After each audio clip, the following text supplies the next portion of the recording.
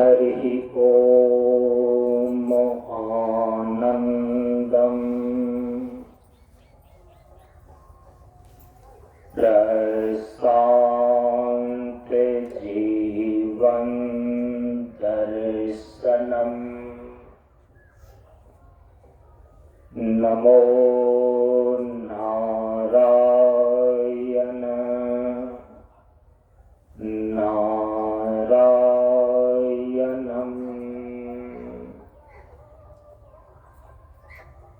सनातन धर्म के वैदिक परंपरा के अंतर्गत गुरु और शिष्य के बीच एवं वक्ता और श्रोता के बीच ज्ञान का आदान प्रदान होने के लिए प्रयुक्त वैदिक मंत्रों का पहले उच्चारण कर लें। ओम सहनाववतु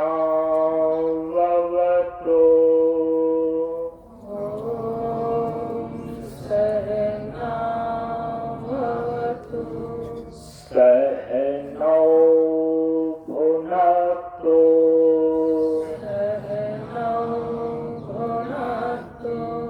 सह वीर्यं करवावहै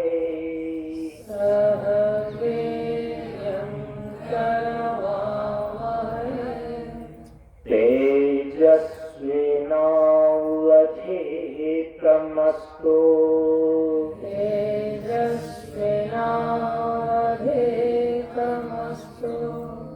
मा विद्विषावहै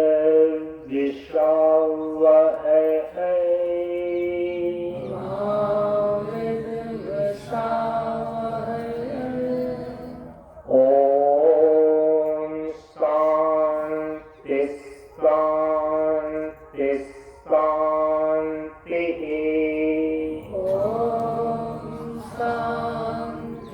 शांति शांति। असतो मा सद्गमय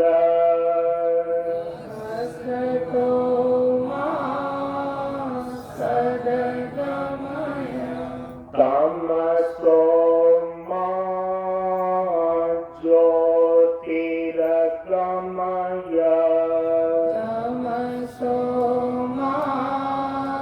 ज्योतिर्गमय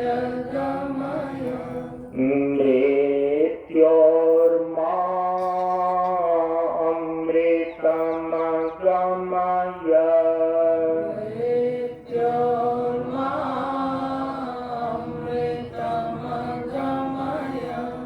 ओम शांति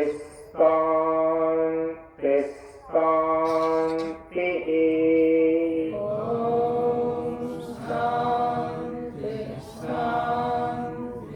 शांति।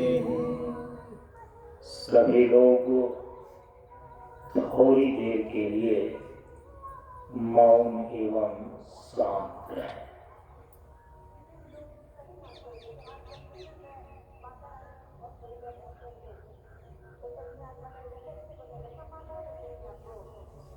नमो नारायण। ब्रह्मानंदं परम सुखदं केवलं ज्ञानमूर्तिं द्वन्द्वातीतं गगनसदृशं तत्त्वमस्यादिलक्ष्यम् एकं नित्यं विमलमचलम्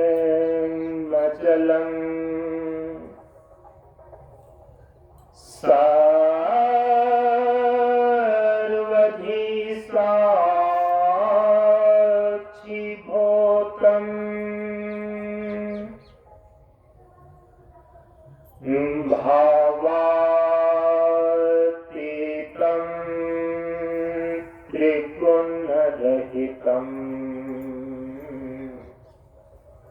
सद्गुरुं तं नमामि। सद्गुरुं तं नमामि।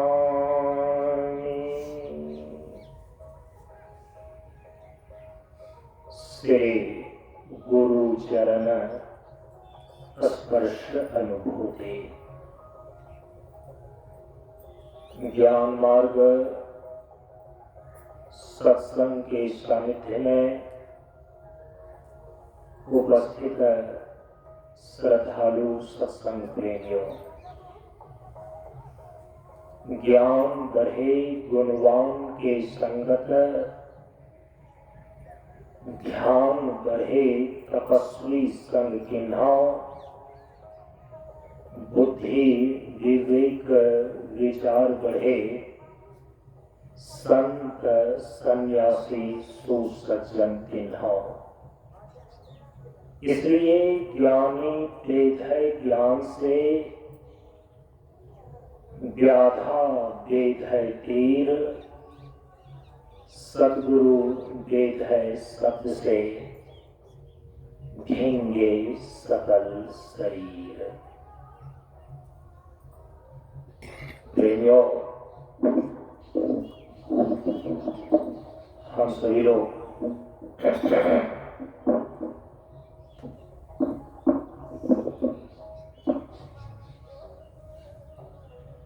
प्रशांत कन्या मिशन योगाश्रम शेखपुरा मंच पर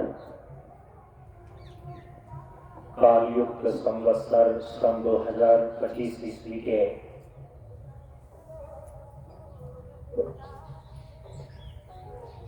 30 मार्च से लेकर 6 अप्रैल तक आयोजित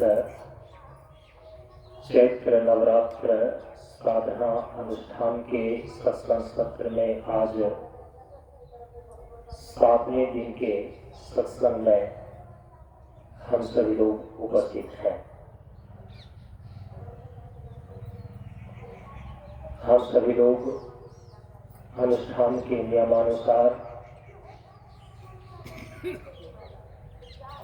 और मंच परंपरा के अनुसार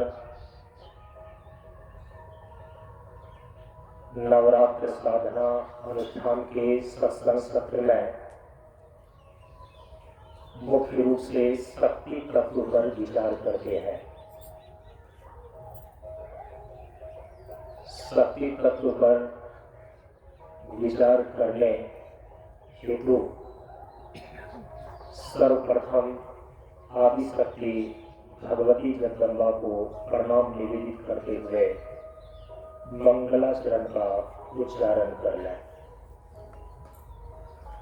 ओम सर्वमंगल मंगल्ये, ओम सर्वमंगल मंगल्ये, शिवे सर्वार्थ साधिके, शिवे सर्वार्थ साधिके, शरण्ये त्र्यंबके गौरी, शरण्ये त्र्यंबके गौरी, नारायणे नमोस्तुते, नारायणे नमोस्तुते, नारायणे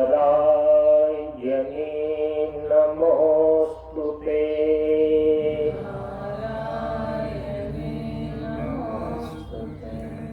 ओम सर्वस्वरूपे सर्वेशे, ओम सर्वस्वरूपे सर्वेशे, सर्वशक्ति समन्विते, सर्वशक्ति समन्विते, भयभ्यस्त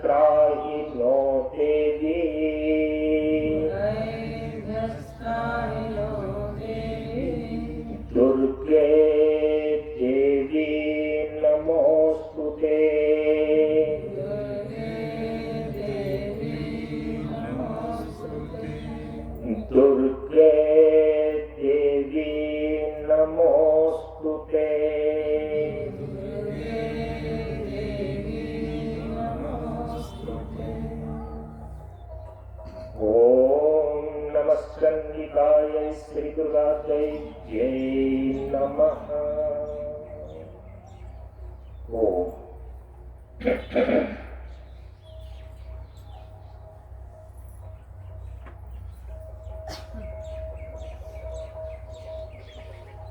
शक्ति तत्व पर विचार करने के संदर्भ में इसके अंतर्गत हम सभी लोग आदि शक्ति कुंडलिनी के विषय में विचार कर रहे हैं। आदि शक्ति के स्वरूप को शक्ति तत्व के रूप में इस बार के इस चैत्र नवरात्र साधना अनुष्ठान के सत्संग सत्र में पिछले कई दिनों से किया गया। इसी आदि शक्ति का जो आध्यात्मिक स्वरूप हमारे शरीर के भीतर है वह कुंडलिनी शक्ति के रूप में है। यह कुंडलिनी शक्ति हमारे शरीर के भीतर किस रूप में अवस्थित है, शक्ति साधना और उपासना का जो आध्यात्मिक स्वरूप कुंडलिनी शक्ति का जागरण के रूप में है, इसकी साधना हम किस प्रकार से करते हैं, तो इसी के ऊपर हम सभी लोग आज और कल पूर्णाहुति के सत्संग में विचार करेंगे। तो आदि शक्ति के स्वरूप को लेकर के जो हम सभी लोगों ने विचार किया, तो हमारे उपनिषदों में वेदांत दर्शन में परम तत्व के रूप में जिस एक अद्वितीय ब्रह्म को प्रतिपादित किया गया है, एक अद्वितीय तत्व के रूप में ब्रह्म की प्रतिष्ठा है और उस ब्रह्म की अभिन्न निमित्तोपादान कारण का भी सिद्ध है। उसी प्रकार से शक्ति तत्व की भी अभिन्न निमित्तोपादान कारण का सिद्ध है। इसको श्रीमद्देवी भागवत महापुराण और श्री दुर्गा सप्तशती इत्यादि ग्रंथों में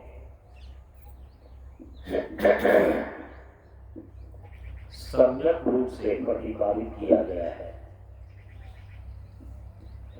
शक्ति की अभिन्न निमित्तोपादान कारण का सिद्ध होने पर ही शक्ति तत्व की ब्रह्म स्वरूप का सिद्ध होती है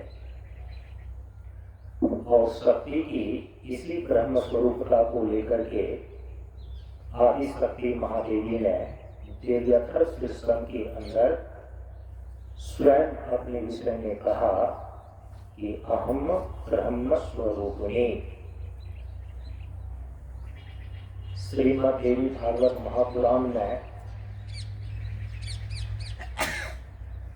ब्रह्म और आदि शक्ति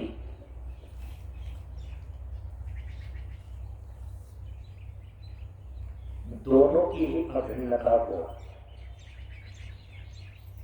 इस रूप में प्रतिपादित किया कि जो आदि शक्ति स्वरूपा महादेवी है, वे स्वयं कहती है देवी भागवत में, सदैवत्वं न भेदो अस्ति सर्वदैव ममास्य च यो असौ स अहम् या असौ भेदो अस्ति मति विभ्रमात्। आदि शक्ति महादेवी कहती है कि सदैकत्वम न भेदो अस्ति, मैं और ब्रह्म दोनों में सदा एकत्व है। न भेदो अस्ति, भेद कभी नहीं है। यो असो स्व अहम या असो, जो वह है सो मैं हूं, जो मैं हूं सो वह है।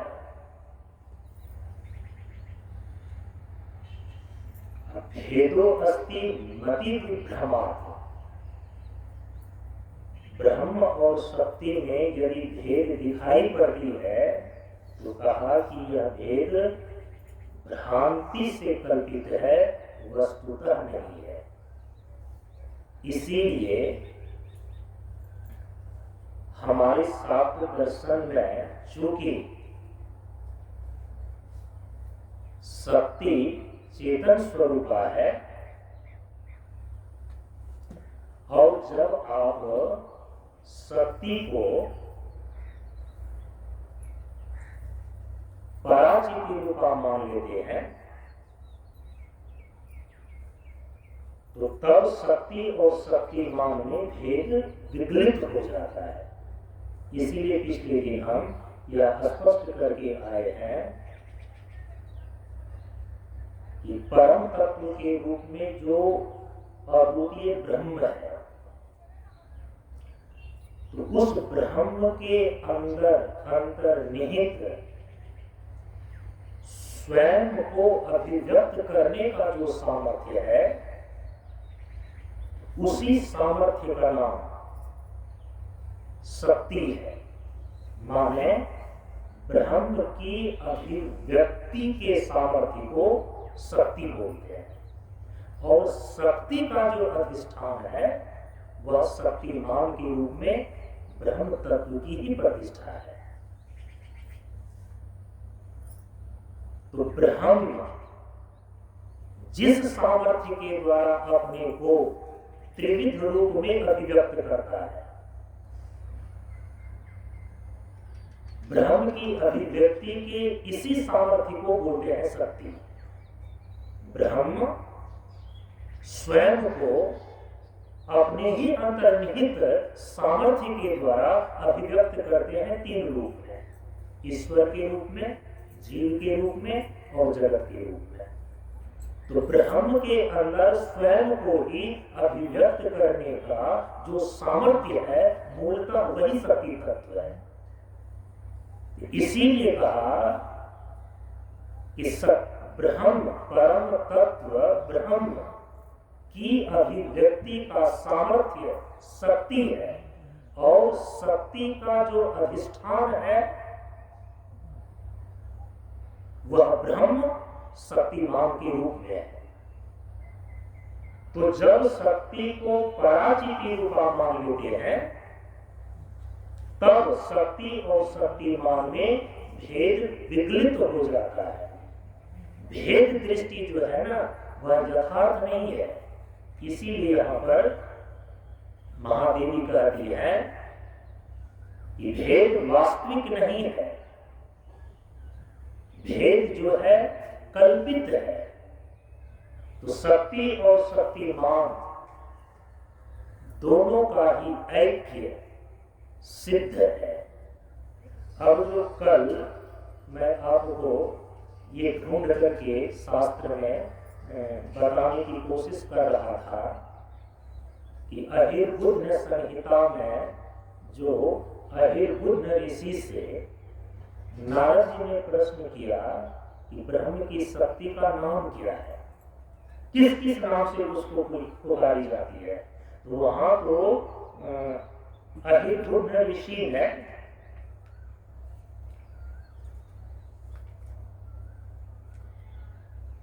शक्ति को, ब्रह्म की शक्ति को तो अचिंत्य रूपा कह करके कहा कि यह ऐसा है, यही है, ऐसा भी निश्चय करके नहीं कहा जा सकता। और यह नहीं है ऐसा भी नहीं कहा जा सकता। लेकिन हमारे श्रीमद् देवी भागवत महापुराण के अंदर, 7 ग्रंथों के अंदर कई जगह पर ब्रह्म की शक्ति को, परमात्मा की पराशक्ति को कई नामों से उसको संबोधित किया गया है, जिसको भगवान आदि शंकराचार्य जी ने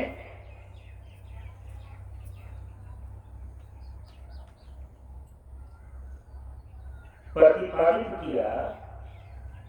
कहा कि अव्यक्त नामनी परमेश शक्ति अनादि अविद्या त्रिगुणात्मिका परा कार्यानुमेया सुधीएव माया यया जगत सर्वम इदं प्रसूयते। जो पर ब्रह्म परमात्मा की पराशक्ति है, जिसको आदि शक्ति भी बोलते हैं,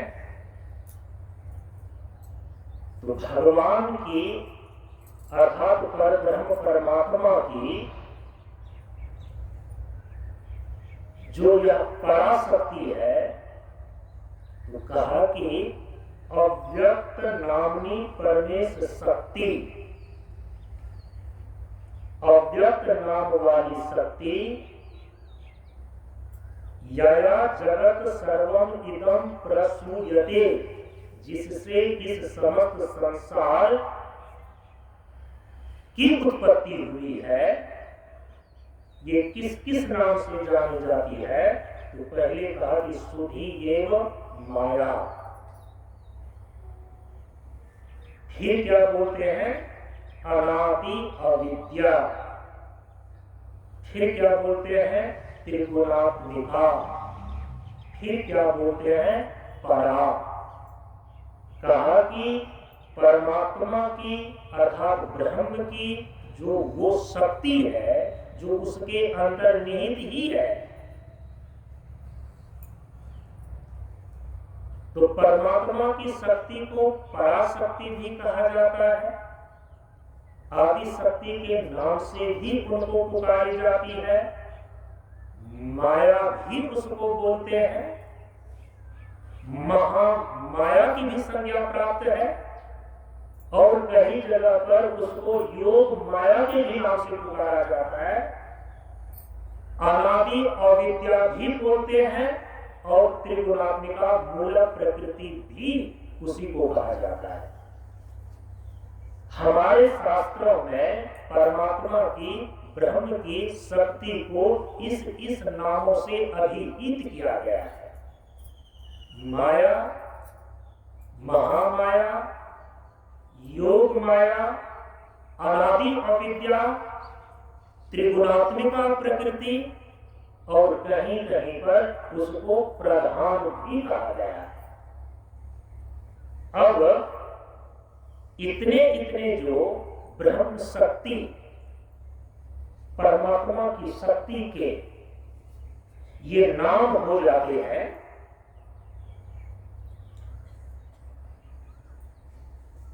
तो ये परमात्मा की शक्ति जो नाना प्रकार के नामों से सुनी जाती है, इसमें कम से कम ये 5-6 नाम तो सबसे ज्यादा प्रयुक्त होते हैं।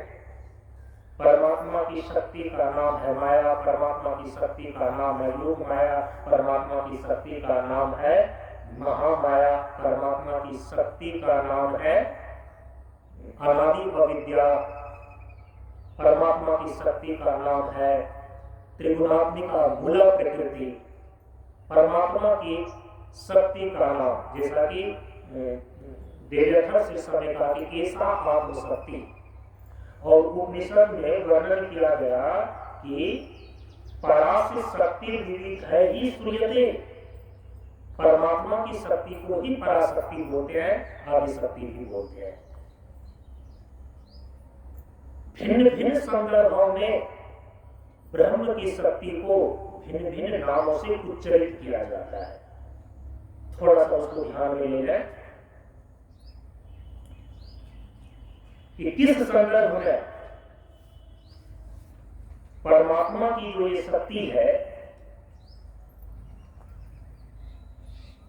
कभी माया, कभी महामाया, कभी योग माया, कभी प्रकृति और कभी प्रधान, किस संदर्भ में कही जाती है, उसको थोड़ा सा ध्यान में लीजिए।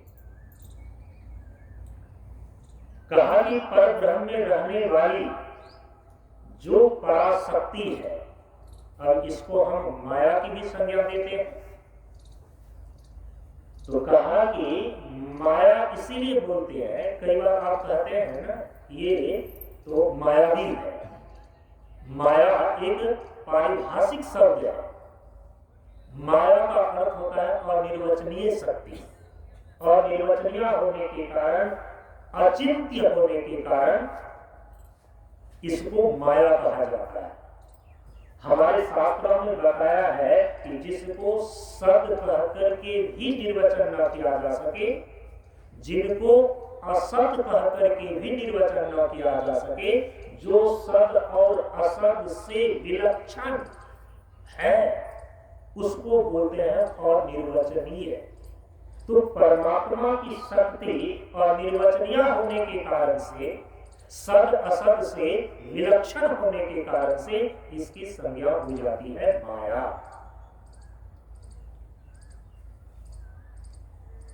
अच्छा, महामाया की संज्ञा परमात्मा की शक्ति को महामाया क्यों कही जाती है? कहा कि विचित्र कार्य करने के कारण इसको महामाया कहा जाता है। विचित्र कार्य क्या है? ब्रह्म के अंदर सन्निहित जो उसकी पराशक्ति है, अचिंत्य शक्ति है, उसकी ये चमत्कृति है, उसका विचित्र कार्य है कि एक अद्वितीय ब्रह्म को ही तीन रूपों में वो दर्शाती है, अभिव्यक्त कर देती है। ये विचित्र कार्य है। जो एक अखंड अद्वितीय तत्व है, उसको तीन रूपों में दिखा देना, तीन रूपों में अभिव्यक्त कर देना,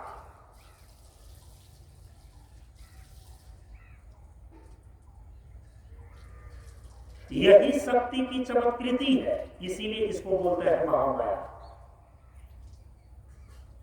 एक अद्वितीय ब्रह्म को कल हम बता करके आए हैं, जो माया शब्द है, तो माया या प्रकृति, जैसे कि प्रकृति त्रिगुणात्मक होती है, वैसे ही माया त्रिगुणात्मक होती है। और श्वेताश्वर उपनिषद में तो स्पष्ट रूप से इसीलिए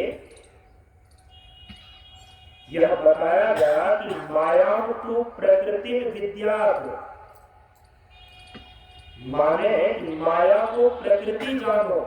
जैसे कि प्रकृति त्रिगुणात्मिका है, वैसे ही माया त्रिगुणात्मिका है। माया और प्रकृति दोनों ही त्रिगुणात्मिका होने के कारण से ये माया की चमत्कृति है। ये ब्रह्म के अंदर अंतर्निहित शक्ति की यह चमत्कृति है कि एक अद्वितीय ब्रह्म को तीन रूपों में अभिव्यक्त कर देती है। विशुद्ध सत्व प्रधान प्रकृति के योग से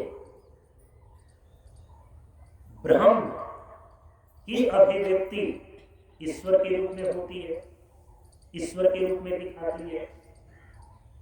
मलिन सत्व प्रधान प्रकृति के योग से वही एक अद्वितीय ब्रह्म जीव के रूप में अभिव्यक्त होता है।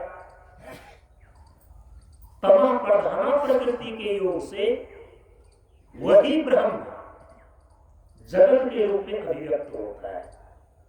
तो इस प्रकार से जो त्रिगुणात्मिका माया है, वह एक अद्वितीय है, ब्रह्म को त्रिविध रूपों में प्रदर्शित कर देती है। अपने विशुद्ध सत्व प्रधान प्रकृति के योग से ब्रह्म को ईश्वर के रूप में दिखा देती है। ये विचित्र कार्य है। यही त्रिगुणात्मिका माया अपने मलिन सत्व प्रधान प्रकृति के योग से एक अद्वितीय ब्रह्म को नाना प्रकार के जीवों के रूप में दिखा देती है, अभिव्यक्त कर देती है। ये विचित्र कार्य है। और यही त्रिगुणात्मिका माया शक्ति अपने तमाम प्रधान प्रकृति के योग से एक अद्वितीय ब्रह्म को जगत के रूप में प्रदर्शित कर देती है, जगत के रूप में उसको अभिव्यक्त करती है। इसी को कहा गया है विचित्र कार्य। तो इस प्रकार से जो एक अखंड अद्वितीय तत्व हो और उसको तीन रूप से प्रदर्शित कर दे, इससे बड़ा कोई विचित्र कार्य नहीं हो सकता। इसीलिए इसको कहा जाता है महामाया। अच्छा, इसको प्रकृति कब बोलते हैं? कहा कि प्रकृति का सीधा अर्थ होता है उपादान कारण। चूंकि जो ब्रह्म के आश्रित, ब्रह्म के अंतर्निहित पराशक्ति है, उस पराशक्ति को त्रिगुणात्मिका मूल प्रकृति रूपा इसलिए कही जाती है कि क्योंकि ब्रह्म जो है ना, मूल में निर्गुण निर्विशेष तत्व होने के कारण से वह सीधे जगत की रचना नहीं कर सकता। विद्यानंद स्वामी जो वेदांत दर्शन के एक बहुत बड़े आचार्य हुए, उन्होंने स्पष्ट लिखा अपने ग्रंथों में, कहा कि न केवलम ब्रह्मेव जगत कारणम, केवल ब्रह्म जगत का कारण नहीं हो सकता। और इसका हेतु क्या बताया? कहा कि निर्विकारत्वात्, चूंकि ब्रह्म मूल में निर्गुण निर्विशेष और निर्विकार है, जगत तो विकारमय है। इसीलिए जो निर्गुण निर्विकार है, ऐसा ब्रह्म सीधे जगत के उत्पत्ति नहीं कर सकता। न केवलम ब्रह्मेव जगत कारणम हेतु दिया निर्विकारत्वात्। तब फिर क्या जिसको शक्ति कही जाती है या जिसको त्रिगुणात्मिका मूल प्रकृति कही जाती है, क्या केवल इसके द्वारा जगत की सृष्टि संभव है? तो आगे विद्यानंद स्वामी जी लिखते हैं कि न अपि केवलम शक्ति कारणम, और न ही केवल शक्ति भी इस जगत का कारण हो सकती है। केवल ब्रह्म भी इस जगत का कारण नहीं हो सकता निर्विशेष होने के कारण, और केवल शक्ति भी इस जगत को उत्पन्न नहीं कर सकती। क्यों नहीं कर सकती? अब उसका यहाँ पर हेतु बतला रहे हैं कि स्वातंत्र्य अभावात्, स्वतंत्रता का अभाव होने के कारण। क्योंकि जो जड़ प्रकृति है ना, त्रिगुणात्मिका मूल प्रकृति स्वरूप से जड़ है। यदि जगत के तत्वों का रचना करती है, तो जगत के तत्वों की रचना करने में किस तत्वों की रचना किस प्रकार से होनी है, इसका परिज्ञान होना आवश्यक है। यदि केवल अकेली त्रिगुणात्मिका जड़ प्रकृति होगी तो उसके अंदर तो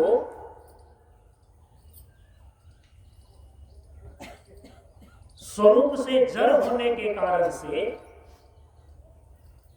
यह ज्ञान शक्ति ही उसके अंदर नहीं है कि जीवन और सृष्टि के किस तत्वों को किस रूप में उत्पन्न करना है। इसीलिए यहां पर कहा कि स्वातंत्र अभावात्, हमारे यहाँ पर चेतन ब्रह्म पर अधिष्ठित होकर त्रिगुणात्मिका मूल प्रकृति व माया इस जगत को उत्पन्न करने का कारण बनती है, तब उसको कारण तत्व कहा जाता है। ये चर्चाएं प्रत्येक सत्र में नवरात्र साधना सत्संग में जब शक्ति तत्व पर विचार होता है, ये बातें प्रत्येक सत्र में हम बताते हैं। यदि कारण तत्व के रूप में शक्ति तत्व की प्रतिष्ठा है, तो अकेली शक्ति जो जड़ स्वरूप है, वो जड़ चेतनात्मक चराचर जगत को उत्पन्न करने का अकेली कारण नहीं बन सकती। तब चिद अधिष्ठित होकर जो चेतन तत्व ब्रह्म है, उस पर आश्रित होकर ही जो त्रिगुणात्मिका मूल प्रकृति है, उसके अंदर सामर्थ्य आता है चराचर जगत को उत्पन्न करने का। तो अकेला ब्रह्म भी जगत का कारण नहीं बन सकता, निर्विशेष निर्गुण निर्विकार होने के कारण। और अकेली जड़ प्रकृति भी, त्रिगुणात्मिका जड़ प्रकृति भी अकेली इस चराचर जगत का कारण नहीं बन सकती, क्योंकि चराचर जगत को उत्पन्न करने के लिए, सृष्टि का निर्माण करने के लिए ज्ञान का होना आवश्यक है। तो जब तक वह जड़ प्रकृति चेतन ब्रह्म पर आश्रित नहीं होगी, चिद अधिष्ठित नहीं होगी, तब तक अकेली जड़ प्रकृति इतने सूक्ष्म और स्थूल तत्वों का निर्माण करने का कारण नहीं बन सकते। तो निष्कर्ष क्या निकला? इसीलिए कहा कि जो ब्रह्म और ब्रह्म की शक्ति, ये दोनों को भिन्न नहीं माना गया, पृथक नहीं माना गया, अभिन्न रूप से सन्निहित है। तो तस्मात् उभयम मिलित्वैत जगत कारणम भवति। विद्यारण्य स्वामी जी लिखते हैं कि इस कारण ब्रह्म और शक्ति दोनों के संयोग से संसार उत्पन्न होता है।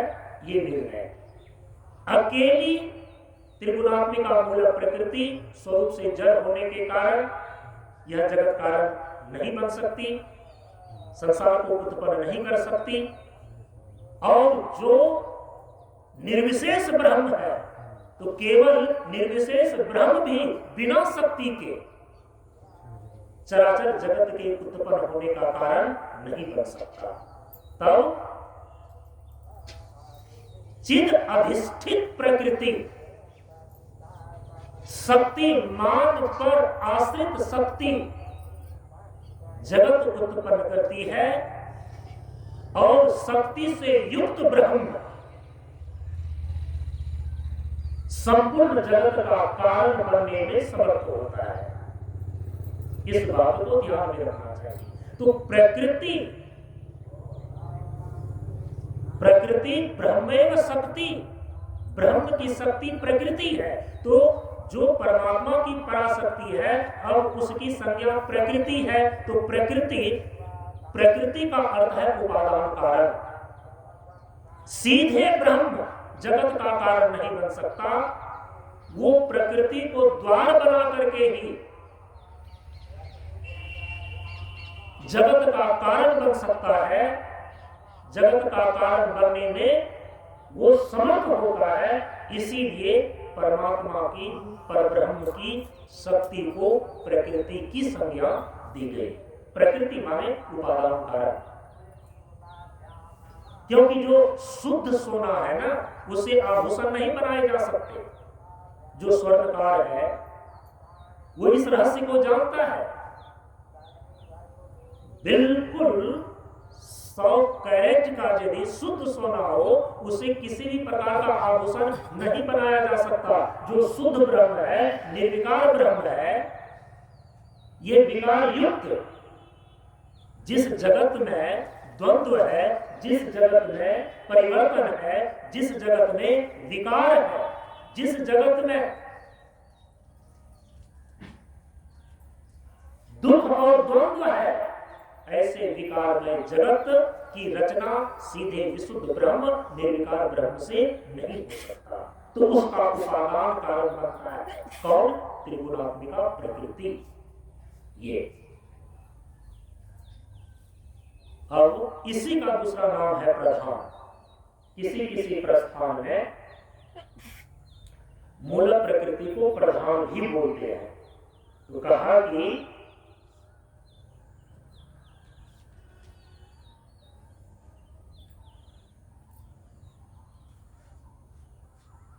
एक तो हो गया कि जगत का उपादान कारण होने के कारण से प्रकृति नाम ये प्रसिद्ध है शक्ति का, और जगत का प्रकृष्ट निधान, निधान का अर्थ होता है आश्रय। जगत का प्रकृष्ट निधान होने के कारण इसको प्रधान कहा जाता है।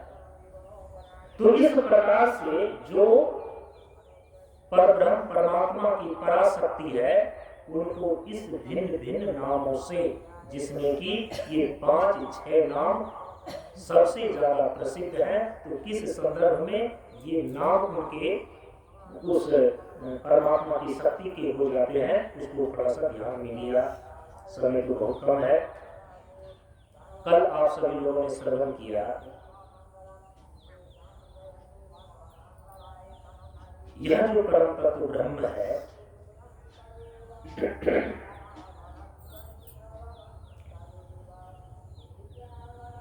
इसके 4 पाद हो जाते हैं, और ये 4 पाद कैसे बने? तो विद्यारण्य उपनिषद में जो स्पष्ट रूप से बताया गया, जिसका कि कल आप सभी लोगों ने श्रवण किया, कि कहा कि ब्रह्म के 2 रूप हैं मुख्य रूप से।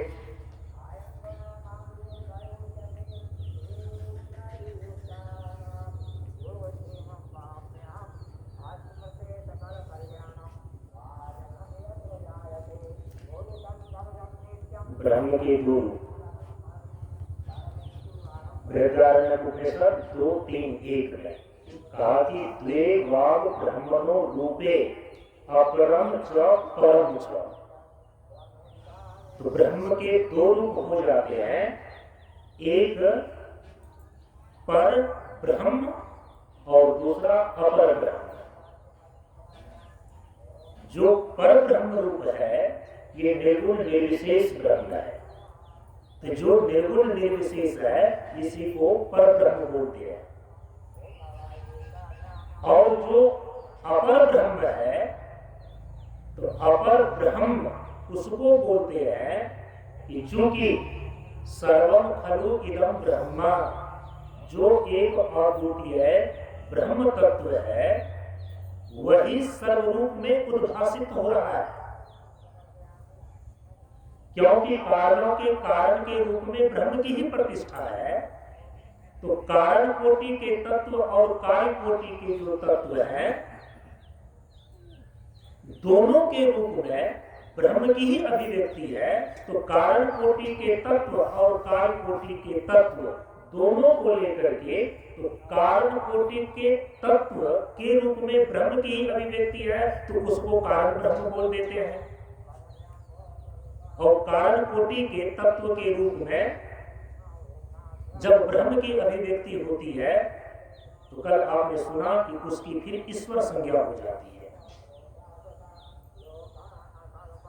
कार्य कोटि के रूप में जब ब्रह्म की अभिव्यक्ति होती है, तो कार्य 2 रूप में होते हैं, सूक्ष्म रूप में और स्थूल रूप में।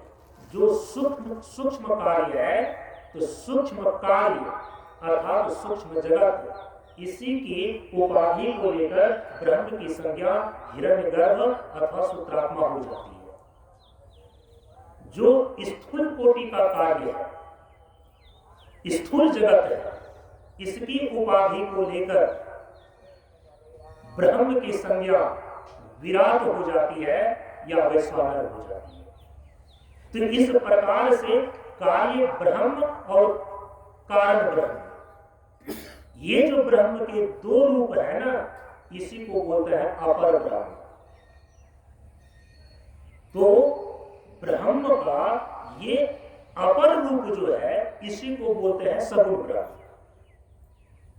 ब्रह्म का जो पर रूप है, जिसको पर ब्रह्म बोलते हैं, वो ब्रह्म का निर्गुण स्वरूप है।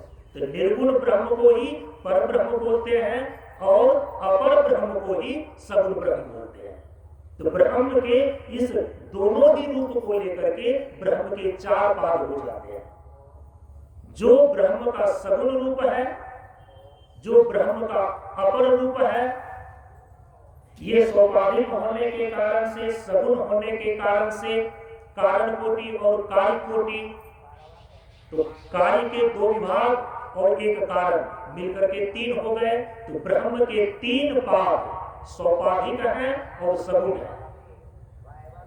लेकिन ब्रह्म का जो चतुर्थ पाद है, वो निरुपाधिक है और निर्गुण है। तो ब्रह्म के तीन पाद में प्रथम पाद, जो ब्रह्म का प्रथम पाद है, उसको बोलते हैं विराट या वैश्वानर। ब्रह्म का जो दूसरा पाद है, उसको बोलते हैं हिरण्यगर्भ अथवा सूत्रात्मा। ब्रह्म का जो तीसरा पाद है, उसी को बोलते हैं ईश्वर। ये तीनों ही पाद सोपाधिक हैं और सगुण है। इसी को अपर ब्रह्म की संज्ञा है। और जो ब्रह्म का चतुर्थ पाद है, वो ब्रह्म का निर्गुण निर्विशेष रूप है, जिसको परब्रह्म कहा जाता है। उसी को हम परमात्मा भी बोलते हैं। जिस प्रकार से परम तत्व पर ब्रह्म के ये द्विविध स्वरूप को लेकर के इनके चार पाद बतलाए गए हैं, तो चूंकि जो शक्ति है ब्रह्म स्वरूपनी है, तो इसीलिए आदि शक्ति के भी चार पाद निश्चित हो जाते हैं, उनके भी चार चरण निश्चित हो जाते हैं। जो प्रथम तीन चरण है आदि शक्ति के,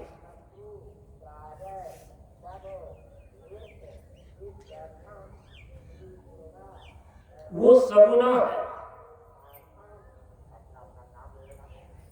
लेकिन आदि शक्ति का भी जो चतुर्थ पाद है ना, चतुर्थ चरण है ना, सात दर्शन में उसको निर्गुणा ही बताई गई है। कल हम बता करके आपको आए हैं कि आदि शक्ति का जो प्रथम चरण है सात दर्शन में, उसको कहा गया है कला। हम लोग गुरु स्तोत्र में पाठ करते हैं, बिंदु नाद कलातीतम तस्मै श्री गुरुवे नमः।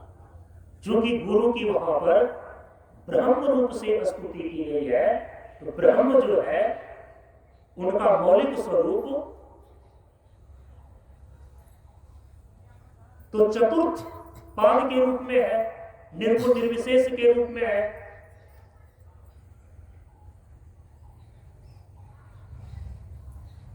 नीचे के जो तीन पाद हैं वो तो सोपाधिक है, वो तो सगुण है। मौलिक स्वरूप तो निर्गुण है। तो आदि शक्ति के भी चार पाद हो जाते हैं, जिसमें कि नीचे के प्रथम तीन पाद में सबसे पहला पाद उनका है कला। आदि शक्ति का प्रथम पाद कला माना गया है। कला का मतलब होता है ये जीवन और सृष्टि में जितने भी प्रकार के नाम रूपात्मक आप वस्तुओं को देख रहे हैं, इसकी समष्टि कला कहलाती है। भिन्न भिन्न नाम, भिन्न भिन्न रूप, भिन्न भिन्न आकृति जो आपको इस जगत में दिखाई दे रही है, इसी का समष्टि नाम है कला। तो आदि शक्ति भगवती के 4 पादों में ये प्रथम पाद है, प्रथम चरण है, जिसको 7 दर्शन में कहा गया है कला। आदि शक्ति भगवती की इसका जो दूसरा पाद है, इसका जो दूसरा चरण है, इसको बोलते हैं बिंदु। शक्ति का द्वितीय पाद है बिंदु, और यह सूक्ष्म जगत की उपाधि को लेकर के है। बिंदु एक पारिभाषिक शब्द है, और वो बिंदु जब कुंडली शक्ति के संदर्भ में हम चर्चा करेंगे तो आप देखेंगे कि अंदर एक योगी, एक साधक ध्यान के माध्यम से अपने भीतर बिंदु का उदय करता है। बिंदु का अर्थ होता है कि संपूर्ण स्थूल जगत का जो बीज है, जो द्वार है, हम उसको बोलते हैं बिंदु।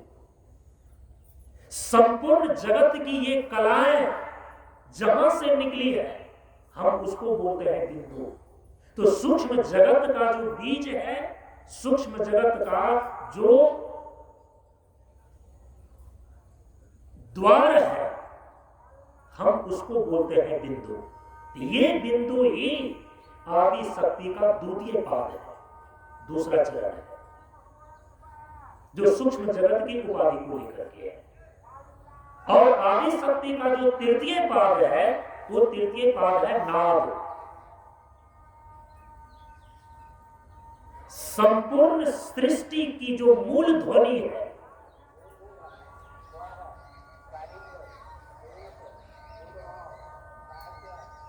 प्रकाश का केंद्र बिंदु, लेकिन ध्वनि का केंद्र है नाद।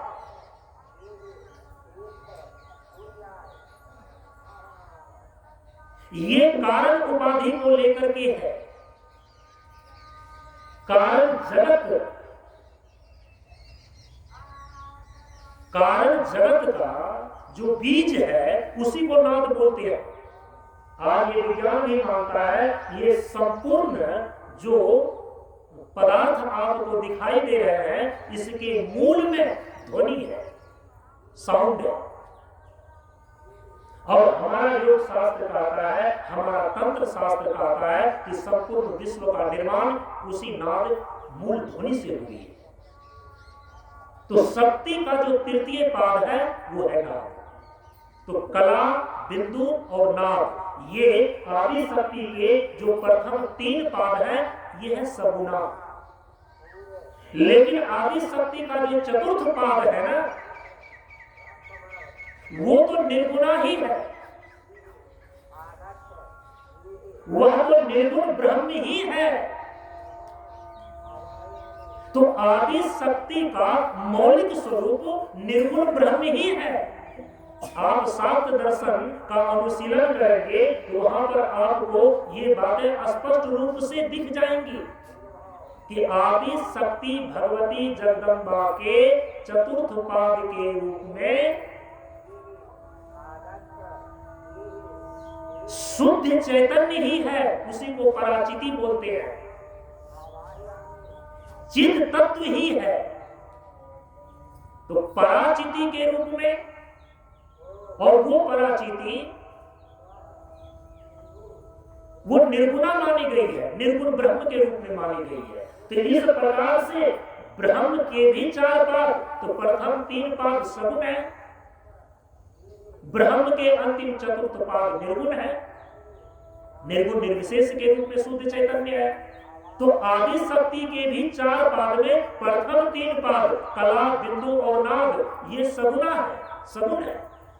लेकिन आदि शक्ति का जो अंतिम चतुर्थ पाद है, ये तो निर्गुणा ही है, निर्गुण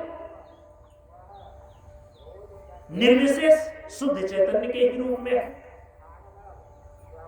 तो जिस प्रकार से ब्रह्म के 4 पाद हैं, उसी प्रकार से आदि शक्ति के भी ये 4 पाद हैं। जिस प्रकार से ब्रह्म का अंतिम चतुर्थ पाद शुद्ध चैतन्य निर्विशेष चैतन्य है, उसी प्रकार से आदि शक्ति का चतुर्थ पाद भी निर्गुणा के रूप में निर्विशेष शुद्ध चैतन्य ही है। इस स्तर पर जाकर के शक्ति और शक्तिमान का ऐक्य सिद्ध होता है। अच्छा, ये बातें हो गई।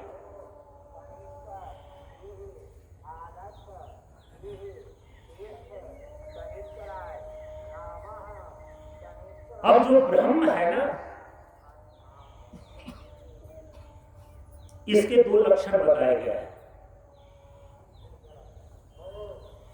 और हमारे शास्त्र में जो शक्ति तत्व है ना, इसके भी दो लक्षण, दो रूप बताए गए। ब्रह्म के दो लक्षण कौन कौन है? ब्रह्म के एक लक्षण होते हैं, उसको बोलते हैं स्वरूप लक्षण, और ब्रह्म का जो दूसरा लक्षण है उसको बोलते हैं तटस्थ लक्षण। ब्रह्म के स्वरूप लक्षण तीन हैं मुख्य रूप से। जो पर ब्रह्म है, जो निर्गुण निर्विशेष ब्रह्म है, उसके तीन स्वरूप लक्षण हैं और उपनिषद में उसको बताया गया कि सत्यम ज्ञानम अनंतम ब्रह्म, सत्य चित्त और आनंद, ये परब्रह्म निर्गुण ब्रह्म के तीन स्वरूप लक्षण हैं। इसीलिए जो परब्रह्म है वो सत्य स्वरूप है, चित्त स्वरूप है, आनंद स्वरूप है।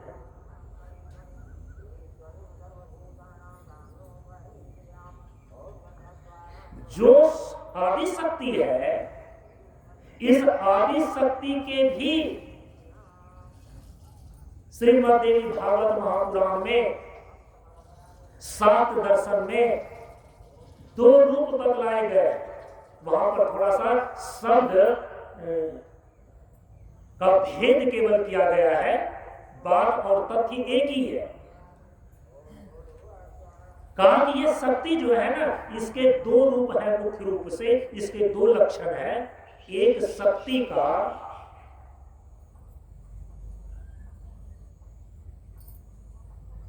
एक अंतरंगा शक्ति मानी जाती है और एक शक्ति का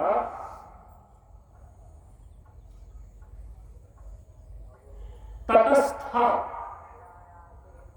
शक्ति का एक तटस्था रूप है और शक्ति का एक अंतरंगा रूप है। केवल शब्द का भेद है, लेकिन तथ्य वही है कि जैसे कि परम तत्व ब्रह्म के 2 लक्षण होते हैं, स्वरूप लक्षण और तटस्थ लक्षण, तो उसी प्रकार से जो ये आदि शक्ति है ना, इसके भी 2 लक्षण हैं। एक है स्वरूप लक्षण और दूसरा है तटस्थ लक्षण। जैसे ब्रह्म का स्वरूप लक्षण सत्यम ज्ञानम अनंतम, सत्य चित्त और आनंद है, उसी प्रकार से जो आदि शक्ति है ना, ये भी अपने मूल स्वरूप में सत्य चित्त आनंद ही है।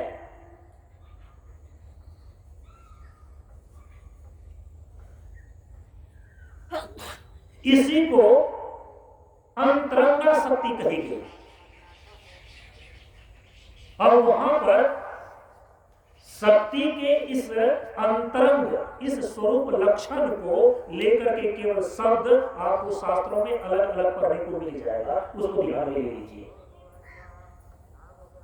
जो आदि शक्ति का स्वरूप लक्षण है, ये हम लोग मूर्ति रहस्य में दुर्गा सप्तशती के अंदर पाठ करते हैं और श्रीमद् देवी भागवत महापुराण के अंदर श्लोक में सीधे आया कि सच्चिदानंद विग्रह, जैसे परब्रह्म का स्वरूप लक्षण सच्चिद आनंद के रूप में है, उसी प्रकार से आदि शक्ति का भी स्वरूप, मौलिक स्वरूप सच्चिदानंद विग्रह करके प्रतिपादित किया गया है। हाँ, जो आदि शक्ति का सत स्वरूपता है, तो सत स्वरूपता को लेकर के अब अलग शब्द यहां पर दिया जाता है संधिनी शक्ति। आदि शक्ति की सत स्वरूपता को लेकर बोलते हैं संधिनी शक्ति, आदि शक्ति की चित स्वरूपता को लेकर बोलते हैं संवित शक्ति, और आदि शक्ति की आनंद स्वरूपता को लेकर के बोलते हैं आह्लादनी शक्ति। तो आदि शक्ति का जो स्वरूप लक्षण है, उस स्वरूप लक्षण को लेकर के उनको संधिनी शक्ति, संवित शक्ति और आह्लादनी शक्ति कही जाती है। अच्छा, अब दूसरा है तटस्थ लक्षण। तटस्थ लक्षण का मतलब होता है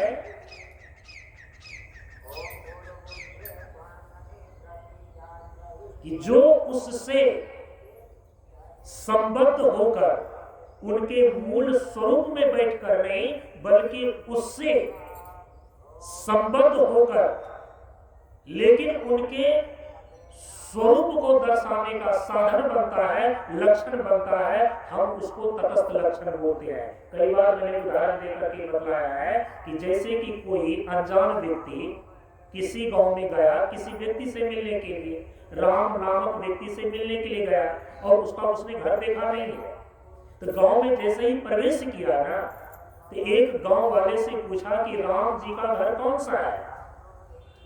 अब जिस व्यक्ति से पूछा वो व्यक्ति जल्दीबाजी में था, जरूरी काम से कहीं जा रहा था, तो वो राम जी के घर या राम जी को खोजने वाले व्यक्ति के साथ में जाकर के नहीं बताता है कि ये राम का घर है।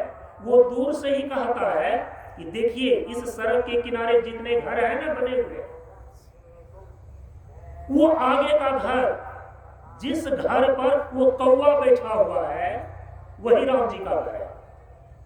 तो वहां राम जी का घर का बोध कराने में राम जी के घर पर बैठा हुआ जो कौवा है ना, वो तटस्थ लक्षण है। रास्ते में जाते हैं, उस व्यक्ति का आप नाम नहीं जानते, लेकिन यदि उस व्यक्ति को पुकारना होता है तो उस व्यक्ति का कोई ना कोई एक स्थूल पहचान लेकर के आप कहते हैं टोपी, तो टोपी को थोड़ी पुकारा जा रहा है। जिस व्यक्ति ने टोपी को पहना है उस टोपी वाले को आप पुकार रहे हैं, लेकिन आप क्या कहते हैं, ऐ टोपी, ऐ लाल गमछा। तो लाल गमछा तो जड़ है, लाल गमछा थोड़ी सुनेगा। अरे वो लाल गमछा जिसके कंधे पर रखा हुआ है उस व्यक्ति को आप संबोधित करना चाह रहे हैं ना, तो वो लाल गमछा बन गया तटस्थ लक्षण, वो टोपी बन गया तटस्थ लक्षण, वो घर के बुंदेल पर बैठा हुआ कौवा बन गया तटस्थ लक्षण। उसी प्रकार से ब्रह्म का जो वास्तविक स्वरूप है, ब्रह्म का जो परमार्थ स्वरूप है, उसका अवबोध कराने के लिए हमारे तत्वदर्शी महापुरुषों ने, हमारे उपनिषदों ने पर ब्रह्म के वास्तविक स्वरूप को समझाने के लिए उनके कुछ तटस्थ लक्षण निश्चित किए। और तटस्थ लक्षण में 3 को गिनाया गया मुख्य रूप से। कहा कि ब्रह्म के 3 तटस्थ लक्षण है। जन्माद्यस यतः स ब्रह्म, इस ब्रह्म सूत्र के द्वारा जन्माद्य, जन्म आदि ये शब्द कहकर ब्रह्म के तटस्थ लक्षण को ही उपनिषद में ब्रह्म सूत्र में प्रदर्शित किया गया। जो उपनिषद में ये ब्रह्म के स्वरूप को बतलाने के लिए कहा गया, यतो वा इमानि भूतानि जायन्ते येन जातानि जीवन्ति येन पर्यन्त विसंति तद विजिज्ञासस्व तद ब्रह्मेति। अब यहां पर कहा कि यतो वा इमानि भूतानि जायन्ते, ये संपूर्ण जगत जिससे उत्पन्न हुआ है। अब जगत की सृष्टि, अब ये पहला तटस्थ लक्षण बना ब्रह्म का। तो ब्रह्म का पहला तटस्थ लक्षण है जगत की सृष्टि, सृष्टि उत्पत्ति, संपूर्ण चराचर जगत की सृष्टि, यतो वा इमानि भूतानि जायन्ते, जायन्ते माने जिससे उत्पन्न होगा। तो सृष्टि नामक जो कृत्य है ना, ये सृष्टि नामक कृत्य ही ब्रह्म का पहला तटस्थ लक्षण बनता है। फिर दूसरा लक्षण में क्या बतलाया?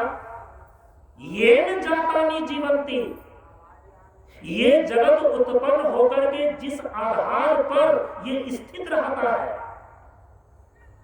जिससे इसका पोषण होता है उत्पन्न होने के बाद, माने जगत की स्थिति जिससे बनी हुई रहती है, तो जगत स्थिति ये ब्रह्म का दूसरा तटस्थ लक्षण है। जिससे जगत की स्थिति, जिससे जगत का अस्तित्व बना रहता है जगत सृष्टि होने के बाद, तो जगत सृष्टि ये ब्रह्म का पहला तटस्थ लक्षण, जगत स्थिति ये ब्रह्म का दूसरा तटस्थ लक्षण, और फिर अंत में उपनिषद क्या कहता है ब्रह्म के लक्षण में? येन पर्यंत भी संविशन्ति। इसका अर्थ होता है कि प्रलय होने पर, प्रलय के समय में ये संपूर्ण चराचर जगत जहां जाकर के लीन हो जाता है, ये जो जगत की संवृत्ति है ना, ये जगत का जो प्रलय है ना, ये जगत प्रलय ये ब्रह्म का तीसरा तटस्थ लक्षण है। तो तीन स्वरूप लक्षण हो गए, सत्य, चित्त, आनंद, एक अद्वितीय ब्रह्म का, ये तीन स्वरूप लक्षण हो गए। तो तीन तटस्थ लक्षण क्या हो गया? जगत की सृष्टि, स्थिति और प्रलय। तो एक शब्द में क्या कहेंगे? जगत सृष्टि, जगत स्थिति और जगत प्रलय। ये तीन ब्रह्म के तटस्थ लक्षण है। चूंकि वस्तु को उत्पन्न होते हुए आप देखते हैं, उत्पन्न वस्तु की स्थिति को भी उनका अस्थायित्व आपको दिखता है, और जो वस्तु उत्पन्न हुई और एक काल तक अपने अस्तित्व को बनाए रखा और आपके नजर के सामने वह विनष्ट भी हो जाता है, तो उसका प्रलय होते हुए भी आपको दृष्टिगोचर होता है। जो चीजें आपके सामने है, उसके द्वारा जो चीजें आपके दृष्टि का विषय नहीं है, आप उसका अनुमान कर सकते हैं। तो तटस्थ लक्षण के द्वारा हम ब्रह्म के स्वरूप का अनुमान करते हैं। इतना तो पक्का है ना, यह जो संपूर्ण चराचर जगत दिखाई दे रहा है, यह हमने और आपने बनाया नहीं है। यदि मनुष्य ने नहीं बनाया है, तो इस संसार में तो मनुष्य ही सबसे बड़ा बुद्धिजीवी प्राणी है। यदि मनुष्य ने इस चराचर जगत को नहीं बनाया, तो मानवेतर किसी प्राणी ने नहीं बनाया होगा। तो फिर बनाया इसको किसने? तो कहा कि संपूर्ण जगत की सृष्टि, संपूर्ण जगत की स्थिति और संपूर्ण जगत का प्रलय जिसमें जाकर के होता है, जिसके द्वारा होता है, तब ब्रह्मेति, उसी को ब्रह्म जानो। अब जो ब्रह्म स्वरूपनी शक्ति है, इस ब्रह्म स्वरूपनी आदि शक्ति के भी यही तीन तटस्थ लक्षण बतलाए गए, और यहां पर उसमें दो जोड़ करके मैं आपको उनके पांच लक्षण को, पांच तटस्थ लक्षण को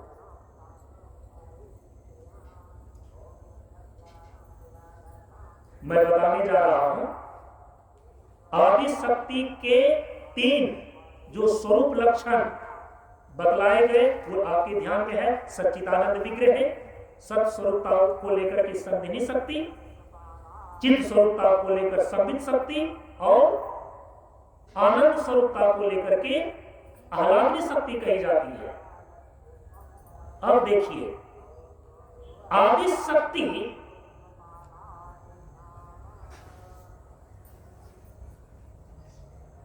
के तटस्थ लक्षण को श्री देवी भागवत महापुराण के अंदर, श्री दुर्गा सप्तशती ग्रंथ के अंदर जगह जगह पर उसको प्रतिपादित किया गया है। वो केवल आपको दिखनी चाहिए, वो मैं आपको दिखा रहा हूं। हम सभी लोगों ने परसों के सत्संग में यह विचार किया है, शक्ति की अभिन्न निमित्तोपादान कारणता के संदर्भ में श्री दुर्गा सप्तशती के तंत्रोक्त देवी सूक्तम के अंदर वो पाठ आया ना, सृष्टि स्थिति विनाशानां शक्ति भूते सनातनी गुणाश्रये गुणमय नारायणी नमोस्तुते। अब यहां पर तीन तटस्थ लक्षण आदि शक्ति के बताए जा रहे हैं। सृष्टि स्थिति विनाशानां, संपूर्ण जगत की सृष्टि करने वाली वही सनातनी शक्ति है। शक्ति भूते सनातनी, वही सनातनी शक्ति है सृष्टि। फिर कहा कि स्थिति, संपूर्ण जगत की स्थिति को बनाने वाली वही शक्ति भूते सनातनी, सनातनी शक्ति है।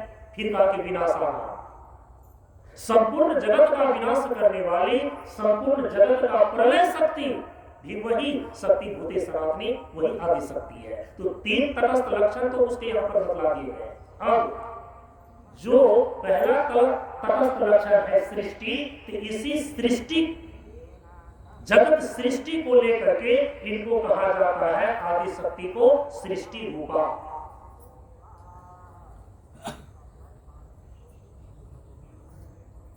दुर्गा सप्तशती के प्रथम चरित्र के अंदर 75वें श्लोक में कहा तो ये तत् सृज्यते जगत,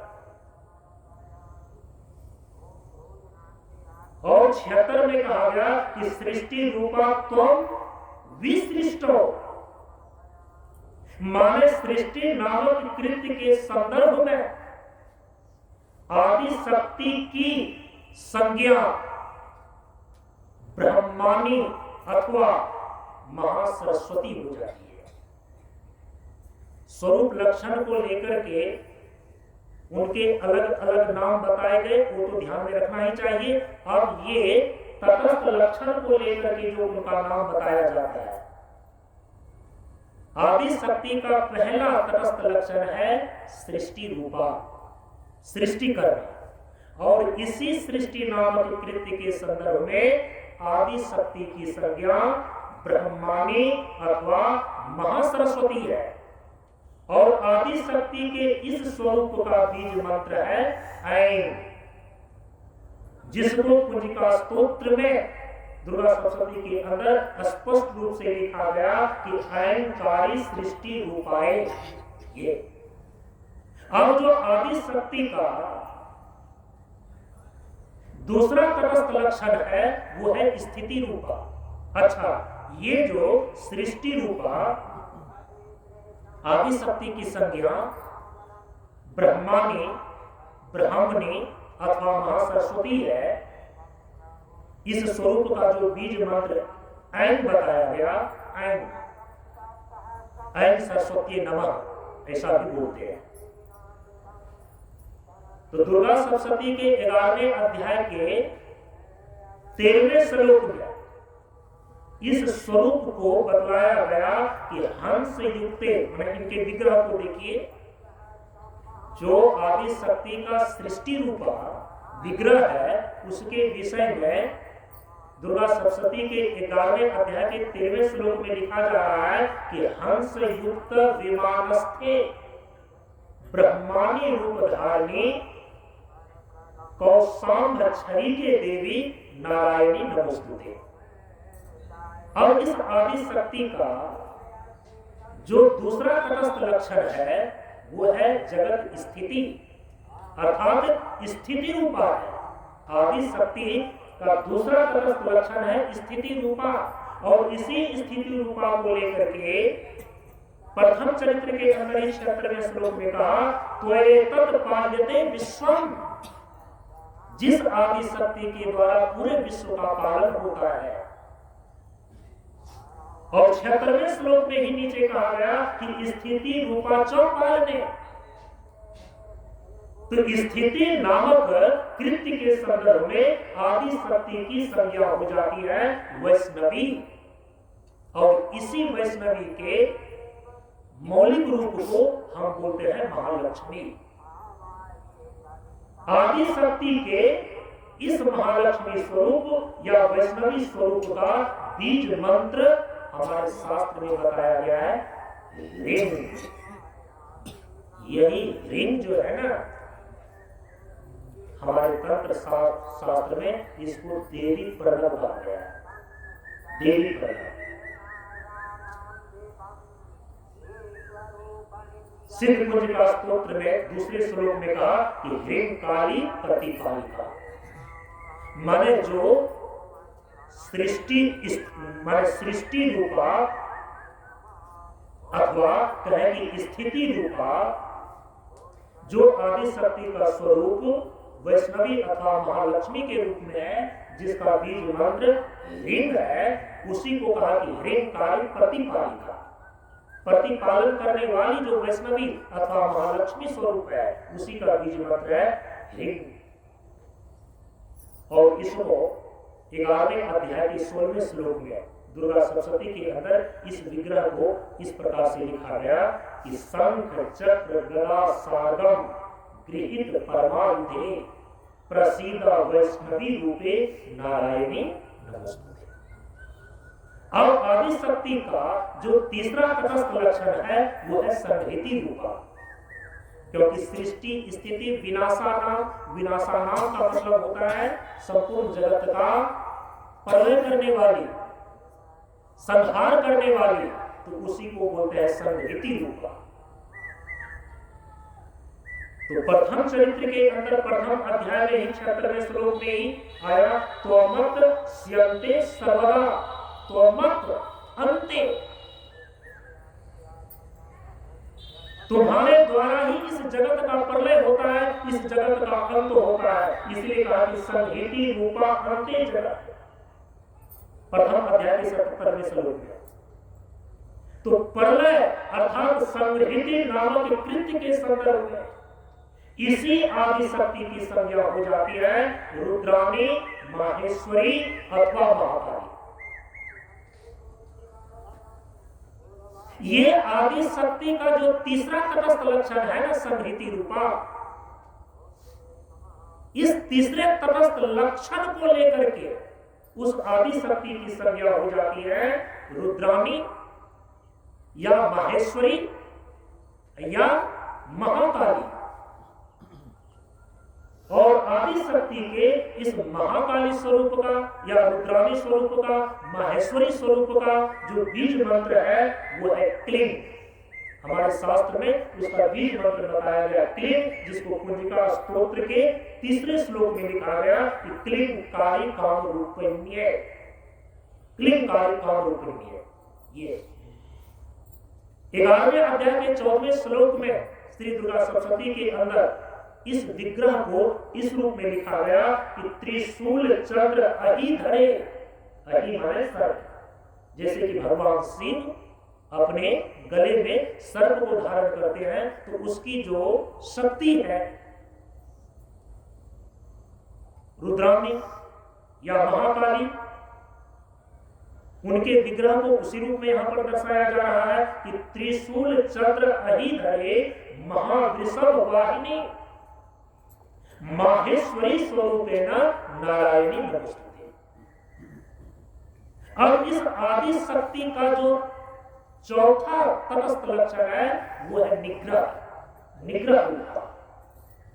निग्रह का मतलब ही होता है नियंत्रण, निग्रह का मतलब ही होता है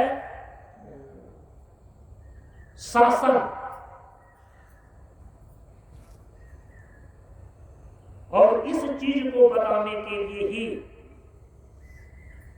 जगह जगह पर, जैसे कि प्रथम अध्याय के 58वें श्लोक में कहा कि संसार बंध हेतु स्व एव सर्वेश्वरी, जो संसार के बंधन और मुक्ति का हेतु है वो आदि शक्ति भगवती जगदम्बा ही है। सा विद्या परमा मुक्ति हेतु भूता सनातनी,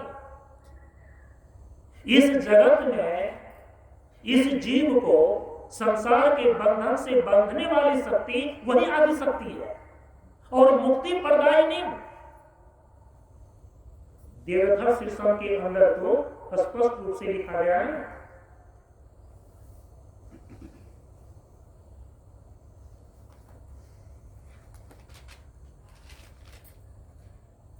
क्या लिखा है?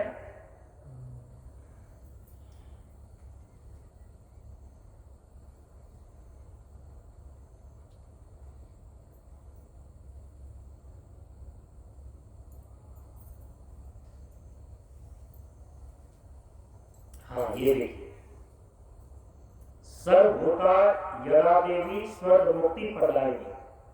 संसार के बंधन में इस जीव को बांधने वाली आदि शक्ति ही है और इस संसार के बंधन से छुड़ा करके मुक्ति प्रदान करने वाली यही आदि शक्ति है। आदि शक्ति के जो त्रिविध स्वरूप हो जाते हैं ना, क्योंकि त्रिगुणात्मिका मूल प्रकृति रूपा है, तो अविद्या माया, भगवान शंकराचार्य जी ने इसीलिए कहा कि उनकी शक्ति को अनादि अविद्या भी बोलते हैं। तो अनादि अविद्या के चपेट में पड़ा हुआ जो शक्ति का अनादि अविद्या रूप है, उसके कारण से इस जीव को बंधन की प्राप्ति होती है। लेकिन उसी शक्ति का जो विद्या रूप है, कई जगह बताया विद्या रूपा, वो शक्ति जब विद्या रूप में काम करती है तो वही मोक्ष का हेतु बन जाती है। जब वही शक्ति अविद्या के रूप में काम करती है, इस जीव के लिए बंधन का कारण बन जाती है। इसीलिए यहां पर कहा कि संसार बंध हेतु स्व एव सर्वेश्वरी सा विद्या परमा मुक्ति हेतु भूता सनातनी। संसार के बंधन का हेतु भी वही है और इस संसार से मुक्ति प्रदान करने वाली साधन हेतु भूता भी वही है। ये इस स्वरूप को माने इस निग्रह नामक कृत्य के संदर्भ में आदि शक्ति की संज्ञा हो जाती है भवानी अथवा दुर्गा। इसीलिए कहते हैं दुर्गति नाशनी दुर्गा जय जय भव विमोचनी भवानी इति। जो संसार के भव बंधन से हमको छुड़ा देता है, जो भव मोचनी है, उसको हम भवानी बोलते हैं। जो संसार की दुर्गति का नाश करने वाली है, हम उसको दुर्गा बोलते हैं। तो ये निग्रह नामक कृत्य के संदर्भ में आदि शक्ति की संज्ञा हो जाती है भवानी अथवा दुर्गा। और आदि शक्ति के इस स्वरूप का जो बीज मंत्र हमारे शास्त्र में बतलाया गया है, वो नवाद मंत्र के अंदर है चांग मोंग डांग। ये तीन, चांग मोंग डांग। चामुंडा चंद्रघातिनी कुंजिका स्तोत्र में कह करके इसी को संकेत किया गया है चौथे श्लोक में। और इस विग्रह को दुर्गा सप्तशती के 11वें अध्याय के 21वें श्लोक में इस रूप में प्रदर्शित किया गया कि दंष्ट्रा काल वदने शिरोमाला विभूषणे चामुंडे मुंडमथने नारायणी नमोस्तुते। और अंत में इस आदि शक्ति की जो 5वीं तटस्थ लक्षण है वो है अनुग्रह रूप। अनुग्रह, और अनुग्रह का तो मतलब ही होता है, अनुग्रह माने कृपा। जब आदि शक्ति भगवती की कृपा होती है ना, तो उसमें लिखा हुआ है कि सर्वप्रथम जो है वो धन्य धाम से संपन्न हो जाता है। लेकिन आदि शक्ति की जब असली कृपा होती है ना, तो कहा कि वो जीव मोक्ष का रास्ता पकड़ लेता है। और यदि आदि शक्ति भगवती जगदम्बा जो अनुग्रह रूपा है, इस अनुग्रह रूपा आदि शक्ति ही उनके अंदर, वो भगवती जगदम्बा कृपा रूप से जब उनके अंदर प्रकट हो जाती है ना, तो उनको मोक्ष की प्राप्ति हो जाती है। पाप हारिणी देवी भुक्ति मुक्ति प्रदायिनी देवथर्स सिस्टम के अंदर 17 श्लोक में ईशा में कहा गया। इसी को दूसरी जगह दुर्गा सप्तशती के 13 अध्याय के 5वें श्लोक में कहा कि स्व एव नाम भोग स्वर्ग अपवर्गता, माने ये जो अनुग्रह रूपा आदि शक्ति है, ये संसार के सामान्य व्यक्तियों को भोग प्रदान भी करने वाली है। या भोग का मतलब होता है संसार के सुख सुविधाएं, धन्य काम, लक्ष्मी के रूप में प्रतिष्ठित होती है। और जो उच्च योनि के देव लोग हैं या इसी धरती पर जो पुण्य और सत्कर्म धर्मा व्यक्ति है, कहा कि उनको स्वर्ग प्रदान करने वाले हैं। लेकिन जो निष्काम भक्त हैं, जो जिज्ञासु हैं, उनको यही अनुग्रह रूपा आदि शक्ति कहा कि अपवर्गता, अपवर्ग अर्थात मोक्ष प्रदान करने वाली होती है। तो भोग भी प्रदान करती है, स्वर्ग भी प्रदान करती है और अपवर्ग भी प्रदान करती है। चूंकि भगवती के त्रिभुज स्वरूप है, इनके अंदर यह सामर्थ्य है, यह भोग भी प्रदान कर सकती है, स्वर्ग भी प्रदान कर सकती है और साधक को मोक्ष भी प्रदान कर सकती है। इसीलिए 3 स्तर के लोग आपको शक्ति की उपासना करते हुए दिख जाएंगे। एक तो सामान्य संसारी लोग अपने घर में धन संपदा को बनाए रखने के लिए, लक्ष्मी की प्रतिष्ठा के लिए भगवती जगदम्बा की शक्ति साधना उपासना करते हैं। लेकिन कुछ ऐसे देवता भी हैं, मनुष्य से जो उच्च योनि देव लोग हैं, वहां देवता भी अपने स्वर्ग के साम्राज्य को बचाने के लिए पूरे दुर्गा सप्तशती में भगवती जगदम्बा के तीनों चरित्र को पढ़ करके देख लीजिए कि जब दैत्य ने देवराज इंद्र को स्वर्ग के साम्राज्य से बहिष्कृत कर दिया, स्वर्ग के साम्राज्य को छीन लिया, तो देवराज इंद्र को स्वर्ग का साम्राज्य लौटाया किसने? ब्रह्मा जी के मार्गदर्शन में देवराज इंद्र ने जब शक्ति की उपासना किया, आराधना किया, भगवती की स्तुति किया, तब शुंभ को, निशुंभ को, महिषासुर को सबका वध करके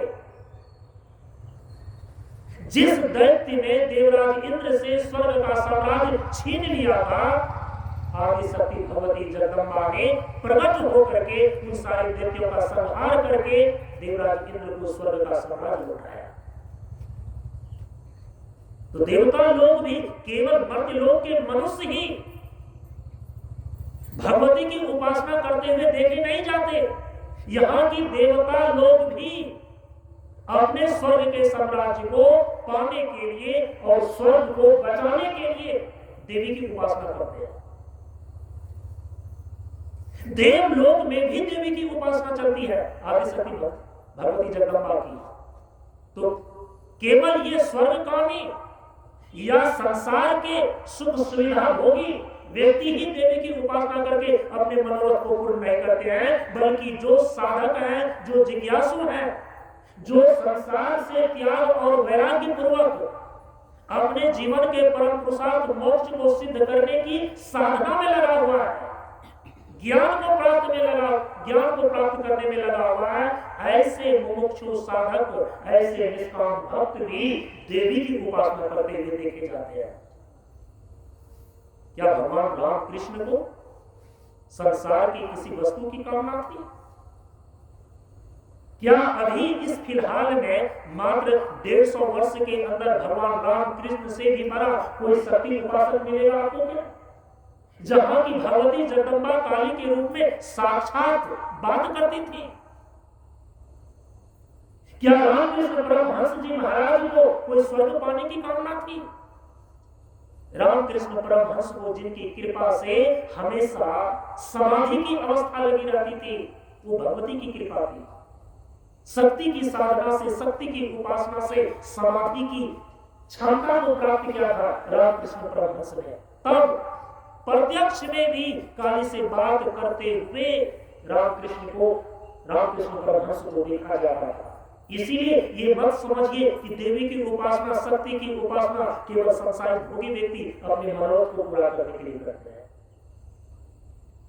केवल देवता लोग अपने स्वर्ग को बचाने के लिए या स्वर्ग को पाने के लिए करते हैं। अरे नहीं, बड़े बड़े महापुरुषों को आप देखेंगे, वे बड़े बड़े साधक, वे बड़े बड़े मुमुक्षु और जिज्ञासु, जिन्होंने अपने जीवन में संसार के भोग राग का त्याग कर दिया है, मुमुक्षु बन गया है, वे भी देवी की उपासना करते हुए देखे जाते हैं। लेकिन उनके देवी की उपासना करने का ढंग अलग होता है। जो साधक होते हैं आदि शक्ति को अपने भीतर, उनका जो आध्यात्मिक स्वरूप कुंडली शक्ति है, वो कुंडली शक्ति जागरण के रूप में साधना करते हैं, एक साधक। लेकिन जो मुमुक्षु होते हैं, उस मुमुक्षु जो मोक्ष प्राप्त करना चाहता है, ऐसे मुमुक्षु साधक जो देवी की उपासना करते हैं, शक्ति की साधना करते हैं, वो चूंकि जो परब्रह्म है, तो परब्रह्म के वास्तविक स्वरूप का अप्रोक्ष ज्ञान प्राप्त करके ही मोक्ष की प्राप्ति होती है। और परब्रह्म का अप्रोक्ष ज्ञान जैसे होता है, हमारे वेदांत के अंदर उस प्रक्रिया का नाम दिया गया है ब्रह्म विद्या। और ये ब्रह्म विद्या कोई दूसरी चीज नहीं है। जो मुमुक्षु साधक है, जिसने संसार के भोग राग का त्याग करके निवृत्ति मार्ग को पकड़ लिया है, वो आदि शक्ति की उपासना ब्रह्म विद्या के रूप में करते हैं। समझ रहे हैं इस चीज को? इसलिए ब्रह्म विद्या कोई दूसरी चीज नहीं है। ब्रह्म विद्या ब्रह्म की जो अचिंत्य शक्ति है, जो ब्रह्म की पराशक्ति है, जो ब्रह्म को उद्भासित करने वाली कारण बनती है। यदि एक बार आपने ब्रह्म की शक्ति के मौलिक स्वरूप को ठीक ढंग से समझ लिया, ब्रह्म की अचिंत्य शक्ति का परिज्ञान आपको हो गया, तो जिस शक्ति के माध्यम से ब्रह्म का ज्ञान होता है, उसी को ब्रह्म विद्या बोलते हैं। फिर वह ब्रह्म विद्या रूपा हो जाती है। वो मुक्ति प्रदायिनी, वो मुक्ति को प्रदान करने वाली हो जाती है। तो आदि शक्ति की उपासना मुमुक्षु लोग ब्रह्म विद्या के रूप में करते हैं। सन्यासी लोग, निवृत्ति मार्ग में चलने वाले साधक लोग ब्रह्म विद्या के रूप में करते हैं। केवल देवी की उपासना और शक्ति की साधना का अपने अपने दृष्टि से, अपनी अपनी क्षमता के अनुसार से, अपने अपने प्रयोजन और उद्देश्य के अनुसार से थोड़ा थोड़ा भिन्न होता है। कोई संसार के भोग की कामना को प्राप्त करने के लिए उसी स्तर से देवी की उपासना करते हैं। कोई अपने भीतर कुंडली शक्ति के जागरण के रूप में, एक साधक, एक योगी उसी आदि शक्ति की कुंडली जागरण के रूप में उसकी उपासना योग के माध्यम से करते हैं। लेकिन जो मुमुक्षु साधक है, जो सन्यासी है, जो निवृत्ति मार्गी है, वे उसी आदि शक्ति की उपासना अपने भीतर ब्रह्म विद्या के रूप में करते हैं। आज तो कुंडली शक्ति के स्वरूप के विषय में चर्चा करनी थी, लेकिन वहां तक हम नहीं पहुंच सके। कल का सत्संग बचा हुआ है। इसी आदि शक्ति का जो आध्यात्मिक स्वरूप कुंडली है, इस शरीर के भीतर स्थित, इसका क्या स्वरूप है, ये कहां पर स्थित है, फिर इसका जागरण हम किस प्रकार से करते हैं। माने कि आदि शक्ति की जो उपासना का आध्यात्मिक स्वरूप कुंडली शक्ति जागरण की साधना के रूप में है, इसकी प्रस्तुति हम कल पूर्णाहुति सत्संग में कर सकेंगे। अपनी वाणी को अब यहीं पर विराम देते हैं। आज इतना ही। ओम पूर्णमदः पूर्णमिदं पूर्णात् पूर्णमुदच्यते पूर्णस्य पूर्णमादाय पूर्णमेवावशिष्यते। ओम शांति शांति शांति। हरि ओम श्री गुरुभ्यो नमः। हरि ओम।